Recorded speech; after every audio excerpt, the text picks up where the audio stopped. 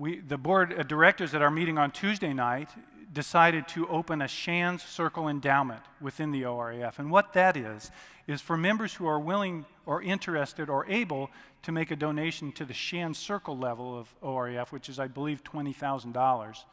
That money can go into the OTA endowment, and the proceeds from that endowment can then be dispersed through our research committee to support orthopedic trauma research. This, we hope, will amplify the amount of funding available. ORAF has provided over $2.5 million over the last few years towards trauma-related orthopedic research. And I would encourage all of you to contribute to ORAF. We're now in the second year of a program that is sort of an ambitious goal that we've set to try and increase the participation to 100%.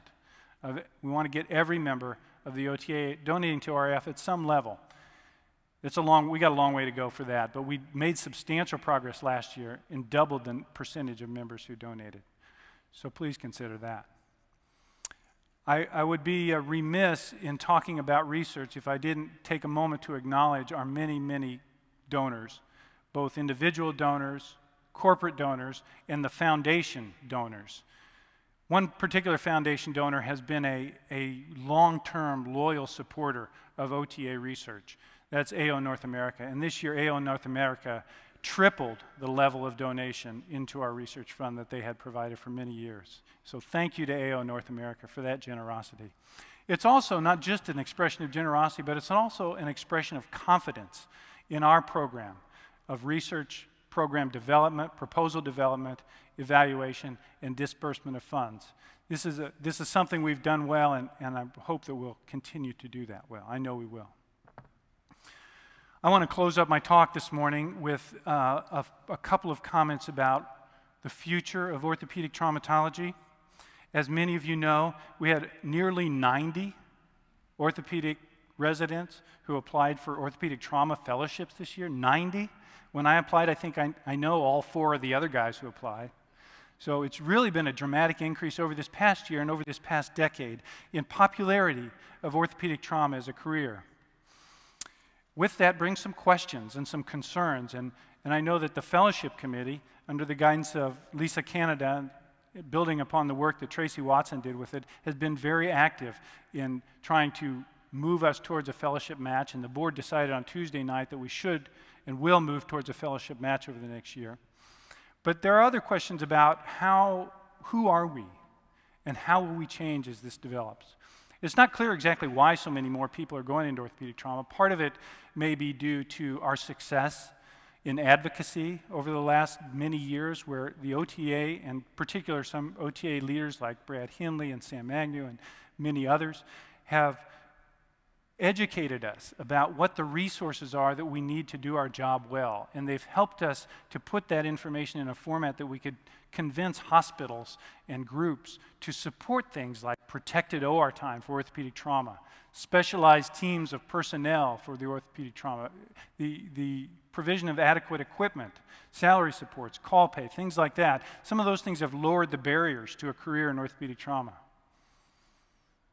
Similarly, we've had an active recruitment program over the past few years where we've instituted a resident membership category.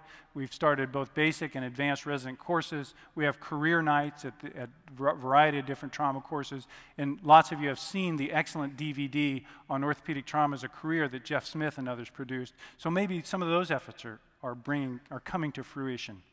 But I think as I talk to residents and fellows around the country, the primary thing that is bringing more people into the profession is the role modeling of you guys.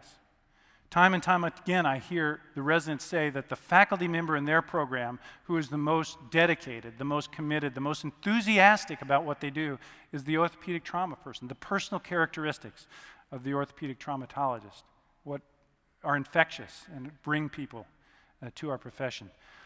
And I know that's what attracted me. And some of the personal characteristics that I saw in people who are practicing orthopedic trauma, some of the things like creativity. As you know, sometimes you have to make an operation up in the middle because every fracture and every injured patient has a different problem to present to you.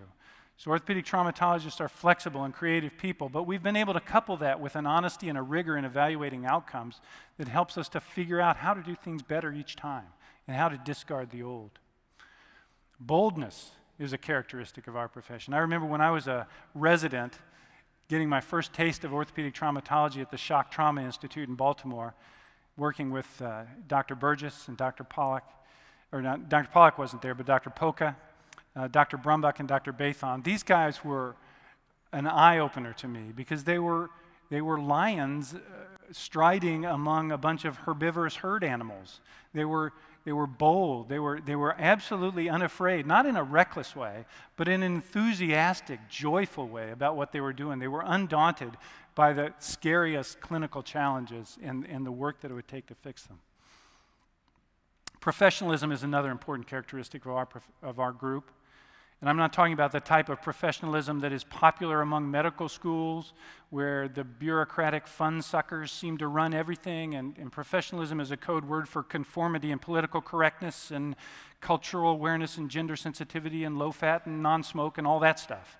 I'm talking about professionalism that consists of an unflinching, unwavering dedication to putting the patient's interest above your own interest, whether that's personal, professional, financial, whatever, the patient's interest above your own.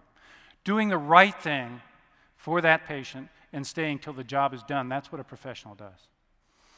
And the final characteristic that I think may be the most important in attracting people in our profession is the way orthopedic traumatologists seem to have of making it fun and keeping it fun. You know, even after the 10 or 12-hour case in the lead apron and you finish the case and you feel that wave of fatigue that's been held at bay for all those hours come over you, but you see that x-ray where the reduction is perfect and the stable fixation and you say, boy, that was fun. I can't wait to do that again tomorrow night.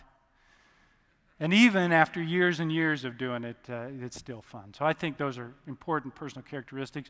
Are the new people who are coming into our profession the same sort of people? I think they are. I think, honestly, they're just like us, only smarter. So I'm optimistic about the future of orthopedic traumatology. Well, I'll close with just a couple of things. First of all, I'd like to say thank you again for your confidence in me and your trust in me to elect me to this office. I'd like to say thank you to, a personal thank you to two of my mentors in orthopedic traumatology, got me started years ago and preceded me in this office of OTA president, Dr. Mark Swinkowski and Dr. Roy Sanders. And a special thanks to the one person who makes this whole career thing worthwhile, my wife Diane, out in the audience. Thanks.